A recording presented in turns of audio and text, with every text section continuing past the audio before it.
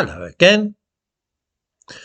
One of the things which many people today fail to realise is the extent of Ukrainian involvement in the Holocaust.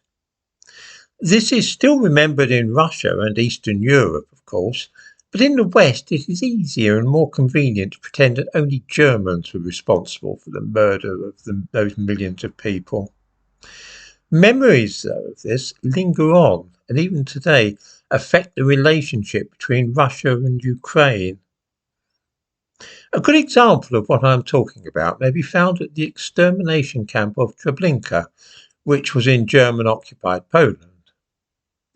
The staff of this camp, where about 1 million Jews were murdered, consisted of between 100 and 120 soldiers of the SS. Of these, 20 or 30, the number varied over time, were Germans, officers and NCOs. The great majority, though, were Ukrainians serving in the SS. These were the men who actually carried out the massacres and operated the gas chambers at Treblinka. There were only two nationalities working at Treblinka, Germans and Ukrainians. In the description to this video, I give a link to a document from Yad Vashem, which says the following.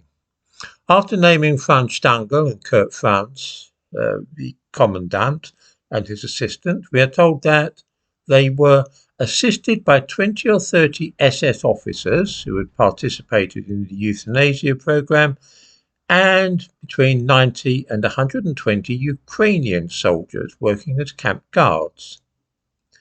It was those Ukrainian soldiers who actually ran the camp and carried out the massacres, the German officers supervising and directing them. These two standard books on Treblinka tell the same story. That Steiner's Treblinka, published in the 1960s, and of course Gita Sereni's Into This Darkness, which, although actually being a biography of Commandant Franz Stangl, is also a brilliant account of the camp of Treblinka itself. Ukrainian troops outnumbered Germans at Treblinka by 5 or 6 to 1.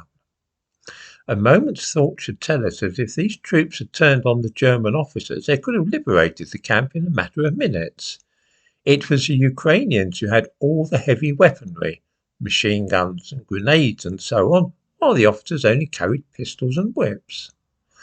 That the Ukrainians did not, and actually carried out the murder of 1 million people there, means that these men, who were all volunteers by the way, were actually happy to participate in the Holocaust.